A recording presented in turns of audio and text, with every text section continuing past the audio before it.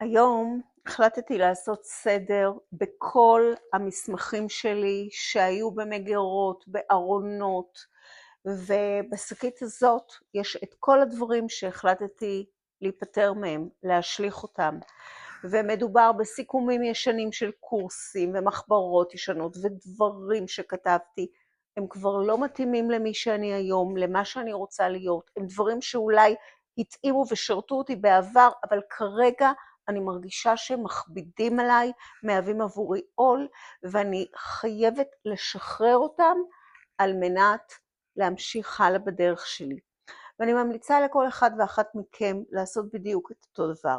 לפתוח מגירות, לפתוח ארונות, לשחרר משם כתבים, יומנים, מחברות, ברכות ישנות, כל מיני דברים שמזכירים לכם אנשים שכבר לא בחיים שלכם או לא נעימים, או מחשבות שליליות, או תחושות של כאב, או מרמור, או תסכול, כל דבר שכבר לא השתמשתם בו מעל כמה שנים, אפילו מעל שנה, ולא מתאים יותר לאנרגיות החדשות שלכם עכשיו. פשוט תקראו, תשמידו, תקראו בעין ותכניסו לשקית זבל שעומדת עוד מעט להיקשר ולהגיע לפח הרלוונטי.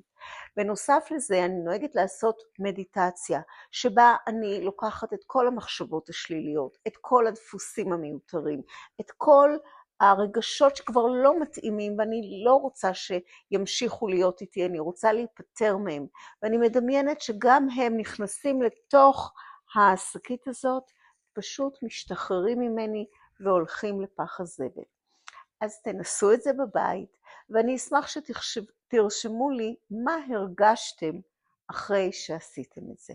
תחושה של שחרור, חופש, ניקיון, אני אשמח שתכתבו לי.